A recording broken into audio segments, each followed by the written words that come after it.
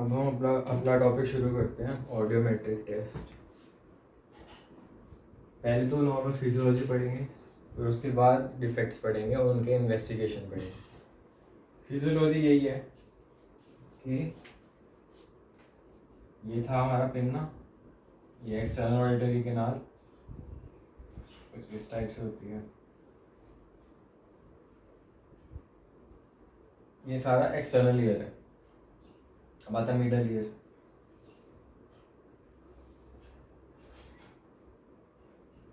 Middle ear के अंदर 3 bones हैं। ये हमारी टिम्पैनिक मेम्ब्रेन होगी, 3 बोन्स हैं।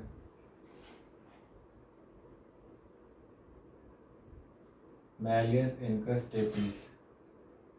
यूवी ओवल विंडो, यूवी राउंड विंडो। फिर अंदर इनर ईयर, बोनी लैबिरिंथ के अंदर कोक्लिया है। 3 सेमी सर्कुलर कैनाल्स हैं, लैटरल, पोस्टीरियर, इंटीरियर। ठीक है ना। एक तो ये हॉरिजॉन्टल है, ये दोनों वर्टिकल होती है, एक पीछे जा रही है, एक आगे जा रही है। अगर टॉप व्यू देखें तो एक ऐसे जाएगी, एक ऐसे जाएगी, एक ऐसे जाएगी। ठीक है ना। और ये दोनों वर्टिकल प्लेन्स में, एक आगे जा रही है, एक पीछे जा रही है।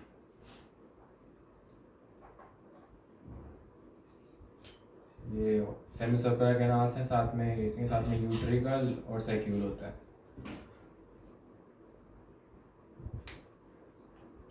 अब पिन्ना से लेकर टिम्पैनिक मेम्ब्रेन तक ये एक्सटर्नल ईयर है, फिर ये मिडल ईयर है, ये इनर ईयर है। अब एयर कंडक्शन कहाँ तक हो रही है? यहाँ से एयर गई, टिम्पैनिक मेम्ब्रेन फड़फड़ाया, साथ में ईयर ऑसिकल्स भी फड़फड़ाई। फिर लास्ट ईयर ऑसिकल है फुट प्रोसेस ऑफ स्टेपीज, वो ओवल विंडो पे जाएगी, वहाँ पे वाइब्रेशन ट्रांसमिट होगी कोक्लिया के अंदर। कोक्लिया है, कोक्लिया को कट क्रॉस सेक्शन आया तो ऑर्गन ऑफ कॉर्टे दिखेगा। ऑर्गन ऑफ कॉर्टे में स्केला टिम्पेनी होता है, स्केला टिम्पेनी के अंदर ऑर्गन ऑफ कॉर्टी होगा। ऑर्गन ऑफ कॉर्टी में वाइब्रेशंस आएंगी, उसके अंदर स्टेरोसीलिया है, वो स्टिमुलस को सेंस करेगा और सिग्नल बनाएगा। यहाँ से फिर वो ऑडिटरी नर्व्स निकलती हैं और कॉर्टेक्स में जाती हैं। ये वाला हो गया हमारा असेंडिंग ट्रैक्ट और ये हो गया ऑडिटरी कॉर्टेक्स। ठीक है। अब एयर की कंडक्शन यहाँ तक जा रही है, तो ये सारा कंडक्टिव पाथवे है। उसके बाद बोन कंडक्शन है। बोन कंडक्शन इसलिए क्योंकि इनर ईयर सारा बोनी लैबिरिंथ, बोन से बना है, बोनी और मेम्ब्रेनस लैबिरिंथ। तो वहाँ पे जो एंडोलिम्फ होता है उसके अंदर वेव्स बोन कंडक्शन से ट्रांसमिट होती हैं, तो वो बोन कंडक्शन है। एक्सटर्नल ईयर और मिडल ईयर ये सारा कंडक्टिव पाथवे, और इनर ईयर सेंसरी पाथवे। ठीक है ना, सेंस करता है वेव्स को। अगर इसमें कुछ डिफेक्ट है तो कंडक्टिव हियरिंग लॉस है, इसमें कुछ डिफेक्ट है तो सेंसरी न्यूरल हियरिंग लॉस है। सबसे पहला tuning fork test. Tuning fork test is done to differentiate between conductive and sensory neural hearing loss. Conductive hearing loss है मतलब एक्सटर्नल ईयर और मिडल ईयर में कोई डिफेक्ट है। एक्सटर्नल ईयर इसको तो हम इजीली एसेस कर सकते हैं, इन्वेस्टिगेशन कर सकते हैं। ठीक है, थ्रू ओटोस्कोप होता है, जो भी डिवाइस होता है उससे। बट मिडल ईयर और इंटरनल ईयर के बीच में डिफ्रेंशिएट करने के लिए हमें ये करना पड़ेगा। एयर कंडक्ट, इसका प्रिंसिपल क्या है बेसिकली ट्यूनिंग फोर्क्स का, कि air conduction is better than bone conduction. ठीक है, तो क्या है कि एयर से हमें ज़्यादा देर तक सुनाई देगा, क्योंकि लो फ्रीक्वेंसीज भी वो सेंस कर लेगा, क्योंकि air conduction is better than bone conduction. अब रिनेज है, रिनेज इंडिकेट्स एयर कंडक्शन। रिनेज पॉजिटिव मतलब एयर कंडक्शन है। ठीक है, अब मैंने क्या किया, रिनेज में क्या करते हैं, 512 हर्ट्ज का ट्यूनिंग फॉर्क होता है एक, उसको हम बोनी प्रोमिनेंस पे वाइब्रेट करते हैं और मैस्ट्रॉइड पे लगा देंगे। मैस्ट्रॉइड क्या है? मैस्ट्रॉइड क्या है बेसिकली, जैसे ये मिडल ईयर है ना, तो इसके पीछे ही है मैस्ट्रॉइड। ठीक है, तो वहाँ से वो वेव्स देगा तो बोनी कंडक्शन है, वो वेव्स ट्रांसमिट हो जाती हैं सारी इसमें। क्या है? बोनी कंडक्शन, तो वे मतलब हमने यहाँ से मैस्ट्रोड पे लगा दिया तो पेशेंट को सेंसेशन सुनाई देगी, साउंड। तो उसको बोलेंगे कि जब साउंड रुक जाए तो हाथ उठाए।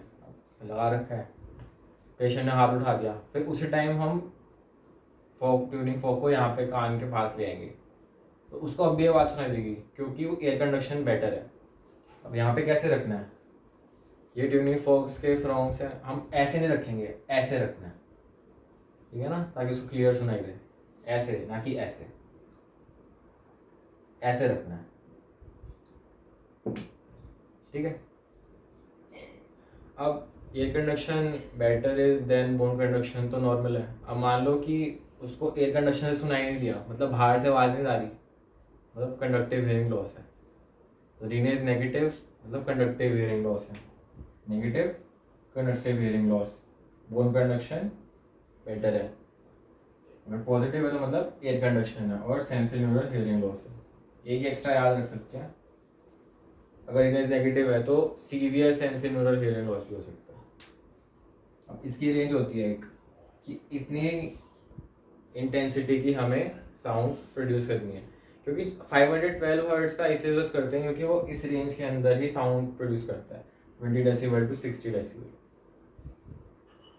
अब वेबर्स टेस्ट इसी का मॉडिफाइड वर्जन है, मतलब इसी का एक्सटेंडेड वर्जन है। अब सीधे वाले कान में कंडक्टिव हियरिंग लॉस था, बाहर से आवाज़ सुनाई नहीं दे रही थी, मैंने क्या किया, ट्यूनिंग फॉक लिया, या तो वर्टेक्स पे लगाऊंगा, बोनी मिड लाइन एक्सिस पे, बोनी प्रोमिनेंस पे, वर्टेक्स पे, फोरहेड पे, इंसाइजर्स पे और चिन पे। मिड एक्सिस में कहीं पे भी लगा सकता हूँ, वर्टेक्स पे लगाया। अब यहाँ पे कंडक्टिव हियरिंग लॉस था तो यहाँ पे ज़्यादा अच्छा सुनाई देगा क्योंकि बाहर से नॉइस ही नहीं आ रही सारी। ये बोन कंडक्शन है ना, ये बोन से वेव्स ट्रांसमिट हो रही है, तो सारी की सारी बोन यहाँ पे क्लियर सुनाई देगी क्योंकि बाहर से नॉइस नहीं आ रही। इधर कंडक्टिव हियरिंग है, इधर बाहर से भी नॉइस आ रही है, तो ये जो बोन वाली साउंड थी यहाँ पे क्लियर सुनाई नहीं देगी क्योंकि बाहर से नॉइस आ रहा है, ठीक है। अगर डिफेक्टेड ईयर की साइड साउंड लेटरलाइज कर रही है मतलब वो कंडक्टिव हियरिंग लॉस है। वेबर्स साउंड लेटरलाइज टू डिफेक्टिव, या फिर सेम साइड जहाँ पे हमें ये नेगेटिव मिला था कंडक्टिव के लिए, कंडक्टिव हियरिंग लॉस था, वहाँ पे कंडक्टिव हियरिंग लॉस है। अगर अपोजिट साइड है तो सेंसरी न्यूरल हियरिंग लॉस है। ये था रिनेस, ये था वेबर्स। इसके बाद 2 टेस्ट और आते हैं, एक है एब्सोल्यूट बोन कंडक्शन टेस्ट, दूसरा है शॉबैक टेस्ट। दोनों कंपैरेटिव टेस्ट है,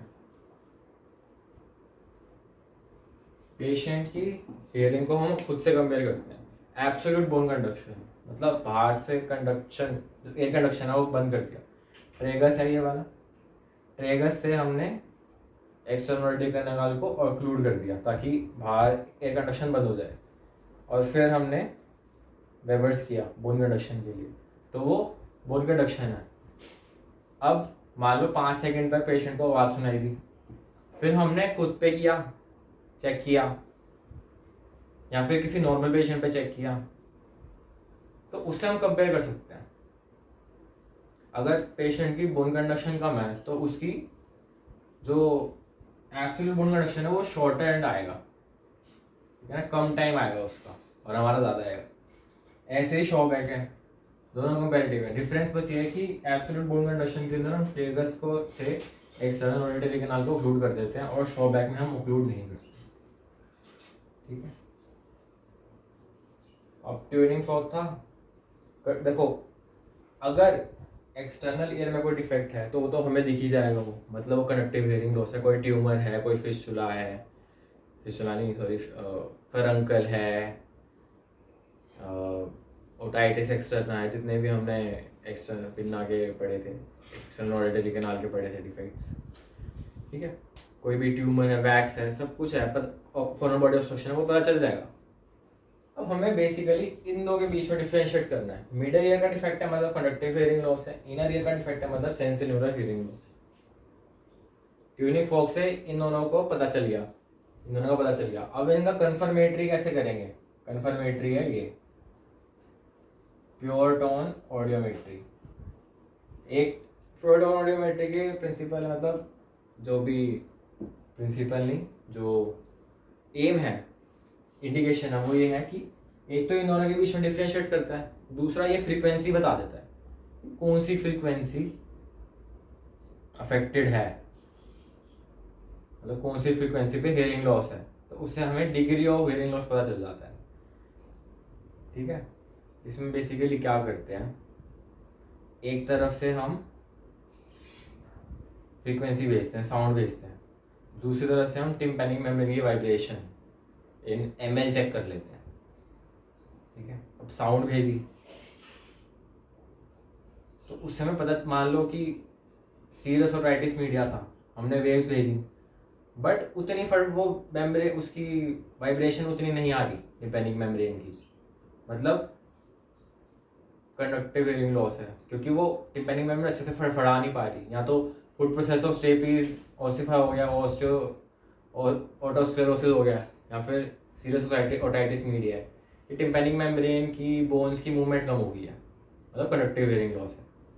ठीक है, तो ये इसका एम हो गया।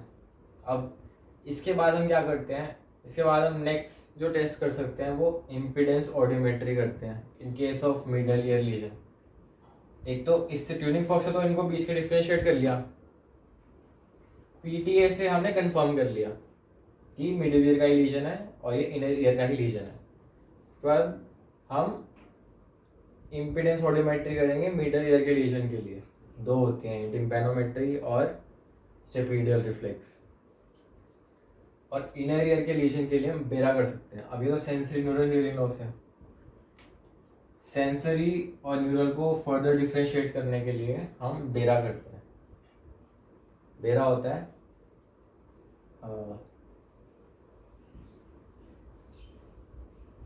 Brain evoked response audiometry. क्या करते हैं, हेडफोन से वेव्स भेजेंगे और ब्रेन की जो रिस्पॉन्स है टू दैट स्टिमुलस या फिर स्टिमुलाई, वो हम इजीली डिटेक्ट कर सकते हैं। तो brain evoked response audiometry. Sense, अब क्या है सेंस, एक तो इनर ईयर है, इसके अंदर दो है, क्या हो सकता है, सेंसरी न्यूरल, सेंसरी मतलब ऑर्गन ऑफ कोटाई में कोई डिफेक्ट है, न्यूरल मतलब ये जो नर्व है, ये नर्व यहाँ पर गई ऑडिटरी सेंटर में, क्रेनियल नर्व्स की हेल्प से जाती है, लाइक वेस्टिबुलोकोक्लियर नर्व होती है एक, उसके हेल्प से जाएगी। तो अगर ब्रेन का कोई ट्यूमर है और वो नर्व को कंप्रेस कर रहा है तो वो न्यूरल केस के अंदर आ जाएगा, जैसे अभी हम आगे पढ़ेंगे। इसके अंदर क्या होता है, बेसिकली फेशियल नर्व का रूट है ये सारा। फेशियल नर्व ये हमारा बेस ऑफ स्कल है, अंदर से देख रहे हैं कैलवेरिया, ये जो प्रोसेस है, ये जो एरिया है, ये तो anterior cranial fossa, middle cranial fossa, posterior cranial fossa, ये है, ये सेना टर्सिकल, यहाँ पे पिट्यूटरी रेस्ट करता है। ठीक है, फिर ये वाला जो रीजन है ये क्लाइवस है, क्लाइवस के ऊपर हमारा जितना भी है मिड ब्रेन वो रेस्ट करता है। और फेशियल नर्व पोन से निकलती है, पोन से डिराइव होती है। तो जब पोन्स से निकली फेशियल नर्व, मान लो ऐसे निकली, ये फोरामेन मैग्नम है, पोन से निकली तो वो यहाँ पे फोरामेन है, ये इस तरह से है, ये टेम्पोरल रीजन है, ये Peters part of temporal bone है। हम अगर ऊपर से देख रहे हैं तो हम इसी एक्सिस में देख रहे हैं, मतलब ऐसे है और यहाँ पे छेद है, तो आया समझ, ये था, ये वाली वॉल थी, इस वाली वॉल को ऐसे उठाया तो यहाँ पे छेद था, मतलब ऐसे छेद है, ऐसे छेद है, ऐसे, ठीक है ना, ऐसे छेद, समझ गए। फेशियल नर्व पोन से निकली और इस वाले छेद में घुस गई, इस वाले छेद का नाम है इंटरनल अकॉस्टिक मीएटस, इधर से घुसी। अब जो हमारा कान है, कान टेम्पोरल बोन के अंदर है, तो टेम्पोरल बोन की जो कैविटी है उसके अंदर घुस गई है, वो डायग्राम ये रहा। ये जो छेद था, ये छेद ये रहा, ओरिएंटेशन देख लो, ये एंटीरियर है पोस्टीरियर है, ऐसे ही ये भी एंटीरियर है, ये एंटीरियर है, ये पोस्टीरियर है, ठीक है। और ये कौन सा ईयर देख रहे हैं, ये राइट ईयर देख रहे हैं, ये वाला ऐसे देख रहे हैं, बाहर की तरफ से देख रहे हैं इस एंगल से। ठीक है। अब ये सारा ईयर कैविटी के अंदर आ गया मामला। ये वाली मीडियल वॉल है ऑफ मिडल ईयर, ये वाली पोस्टीरियर वॉल है, इसके पीछे मैस्टोइड है, mastoid cavity. Mastoid air cell which is largest air cell of mastoid. अब ये वाला पार्ट हो गया इसका इंट्राक्रेनियल। अब जो ये वाला पार्ट है ये इंट्राटेम्पोरल पार्ट हो गया इसका पार्ट, इसके 4 पार्ट्स होते हैं इंट्राटेम्पोरल के। ये इंटरनल अकोस्टिक मीडिएटर्स है, ये फेशियल नर्व है, और भी नर्व्स होते हैं। फेशियल नर्व 7th नर्व है, फिर इसके जस्ट नीचे कोक्लियर नर्व होती है 8th नर्व, फिर यहाँ पे वेस्टिबुलर नर्व्स होती हैं, superior vestibular nerve, inferior vestibular nerve. ठीक है, वो आगे पढ़ेंगे अभी बात की बात। तो मीएटस सेगमेंट हो गया, मीएटस इंटरनल अकोस्टिक मीएटस वाला रीजन। फिर लैबिरिन्थाइन, इसके जस्ट पीछे मिडिल ईयर होगा। मिडिल ईयर को क्या, सॉरी इनर ईयर, उसको बोलते हैं लैबिरिन्थ।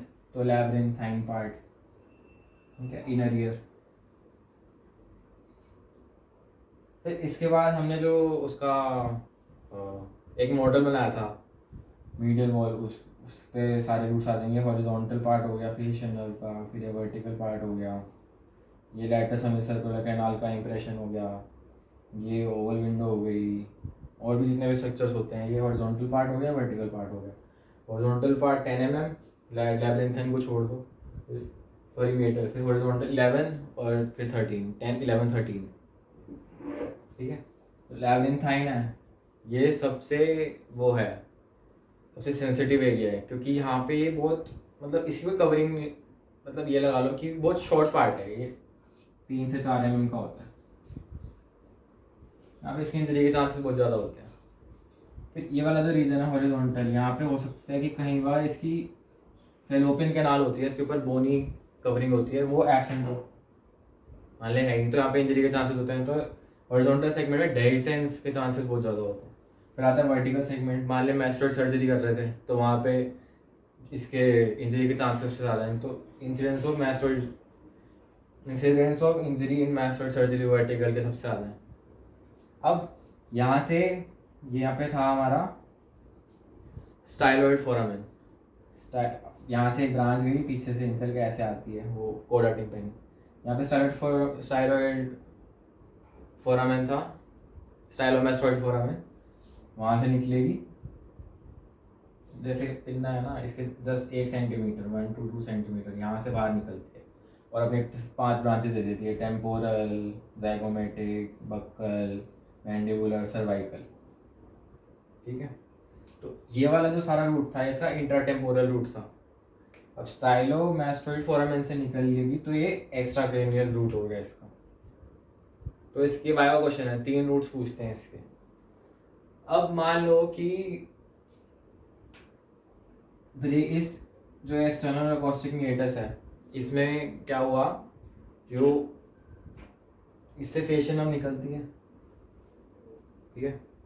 अब यहाँ पे ट्यूमर हो गया, आउटग्रोथ हो गई, तो उस केस में जो ट्यूमर है, मान लो कि ये वाली नर्व थी वेस्टिबुलर नर्व, ये स्वेलअप हो गई, इसमें क्या, इसका ट्यूमर, इसकी आउटग्रोथ होगी, इसका ट्यूमर होगा, तो वो फेशियल नर्व को कंप्रेस करेगी ना। इसी अकोस्टिक मीडिएटर्स के अंदर उसका साइज बढ़ता जा रहा है, फेशियल नर्व का कंप्रेशन हो गया।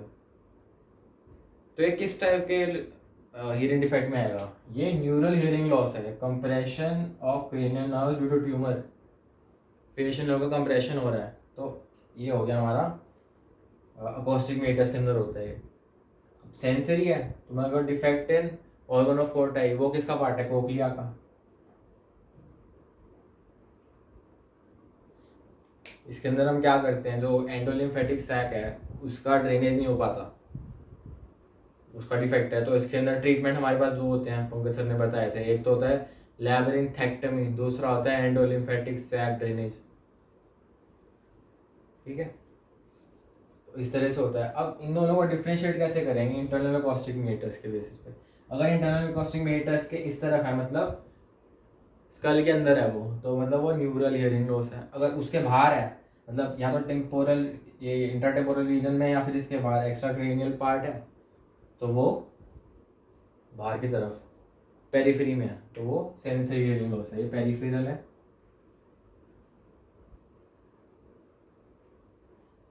और ये सेंट्रल है।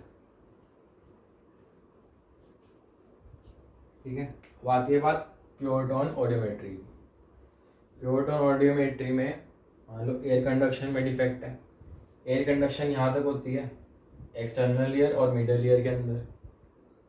अब अगर एयर कंडक्शन ही डिफेक्टेड है तो क्या अंदर आवाज़ आ रही होगी?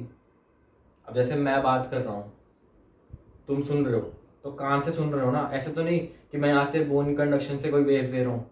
अगर एयर कंडक्शन ही डिफेक्टेड है तो बोन कंडक्शन भी डिफेक्टेड रहेगा। कंडक्टिव हियरिंग लॉस है, साथ में सेंसरी हियरिंग लॉस भी होगा अगर एयर कंडक्शन डिफेक्टेड है। अगर बोन कंडक्शन डिफेक्टेड है तो एयर कंडक्शन तो इंटैक्ट है, बोन से सामने जा रही, यहाँ तक तो जा रही है, मतलब वो सेंसरी हियरिंग लॉस है। अब प्योर टोन ऑडियोमेट्री में ग्राफ होता है, उसमें कहते हैं ए बी गैप। अगर ए बी गैप नहीं है, बोन कंडक्शन का ग्राफ लाइन अलग होती है, एयर कंडक्शन का लाइन अलग होती है। ऊपर आता है एयर कंडक्शन, नीचे आता है बोन कंडक्शन, सॉरी ऊपर बोन कंडक्शन और नीचे एयर कंडक्शन, या फिर ए बी जो भी है, अभी नहीं याद। तो अगर उसमें ए बी गैप 15 हर्ट्ज से कम है, मतलब ए बी गैप नहीं है, दोनों के ग्राफ कोइंसाइड कर रहे हैं, मतलब सेम जा रहे हैं, तो जो चीज़ सेम है दोनों में उस पर डिफेक्ट होगा, सेंसरी न्यूरल हियरिंग लॉस होगा। ए बी गैप एब्सेंट मतलब सेंसरी न्यूरल हियरिंग लॉस। अगर ए बी गैप प्रेजेंट है, मतलब दोनों लाइंस बहुत अलग अलग हैं, काफ़ी गैप है दोनों के बीच में, तो दोनों आ जाएंगे। या फिर जोन सा भी पैथोलॉजी होगी, बोन कंडक्शन में होगा, बोन कंडक्शन अगर 25 हर्ट्ज जो नॉर्मल फ्रीक्वेंसी उससे ज़्यादा है, मतलब ज़्यादा पे सुनाई बोन कंडक्शन हो रही है, तो उसमें डिफेक्ट होगा। अगर एयर कंडक्शन भी उससे ज़्यादा है, मतलब उस 25 हर्ट्ज से ज़्यादा फ्रीक्वेंसी पे, 50 हर्ट्ज 60 हर्ट्ज हाई फ्रीक्वेंसी पे हमें एयर कंडक्शन मिल रही है, एक मतलब हाई इंटेंसिटी सुनाई दे रहा है, मतलब बहरा ही तो है, हेयरिंग लॉस ही तो है, तो ये दोनों आ जाएंगे उसमें। तो ये भी आगे वाली वीडियो में डिस्कस करेंगे।